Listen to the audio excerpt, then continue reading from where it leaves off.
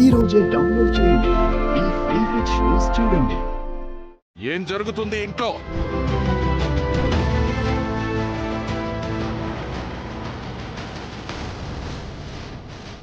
ఏం లేదు మామయ్య, పాపం వాళ్ళు మన కీర్తిని తీసుకువెళ్ళడానికి వచ్చారు.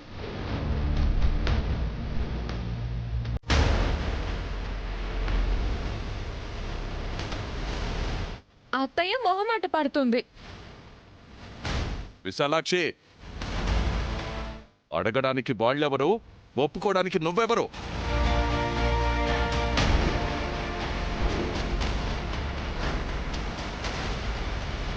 నేనిందాక వెళ్ళేటప్పుడే అన్నాను కదా బసవా, బయటికి వెళ్ళేటప్పుడు గేటు వేయకుండా పోతే ఇలా ఇంట్లోకి కుక్కలొచ్చి ఇల్లంతా పాడు చేస్తాయని.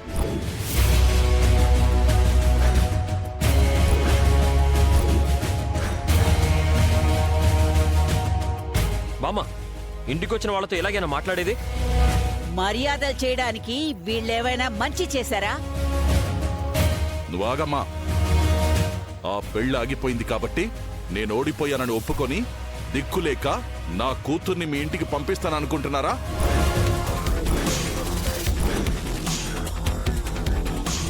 మరి ఇంకేం చేద్దామన్నా? మనం చెల్లికో పెళ్లి చేయాలని చూస్తున్నాం గాని వాళ్ళకి బావగారికి అసలు ఆలోచనే లేదు. ఎందుకంటే వాళ్ళు ఇంకా మన కీర్తినే కావాలనుకుంటున్నారు. పంపిస్తే గుండెల్లో పెట్టుకొని చూసుకుంటారు నాన్న. అలా చూసుకునే వాళ్ళైతే కీర్తి ఇంటికి తిరిగేలా వచ్చిందిరా? ఏదో ఒకసారి వచ్చేసిందని ఎంతకాలం అని ఇంట్లో ఉంచేస్తారు నాన్న. రేయ్ సిద్ధు, నేను రాజకీయ నాయకుడిగా ఓడిపోవచ్చు గాని ఒక భర్తగా, తండ్రిగా ఇంతవరకు ఓడిపోలేదు.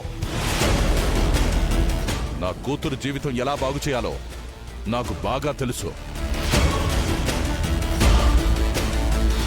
హర్ష కీర్తికి అబార్షన్ చేస్తే నేను వెంటనే పెళ్లి చేసుకుంటానని చెప్పాడు.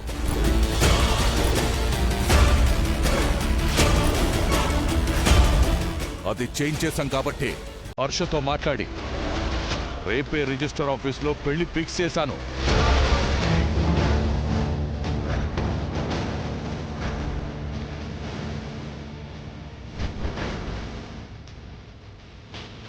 బసవా, మనం అటెళ్ళి ఇటు వచ్చే లోపల ఏదో గూడు పుటాని చేశారా వీళ్ళందరూ? అమ్మా, మీకు దండం పెడతానమ్మా. మా కోడల్ని మాతో పంపించండి. భార్యాభర్తలు అన్నాక ఏవో చిన్న చిన్న మనస్పర్ధలు వస్తూనే ఉంటాయి కదమ్మా. అది మీకు తెలియంది కాదు.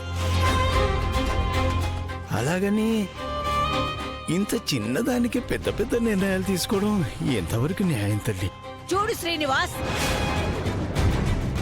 నీ కూతురు ఈ ఇంట్లో ఉందన్న ఒకే ఒక్క కారణంతో మిమ్మల్ని మెడపట్టి బయటికి గెంటేయలేదు.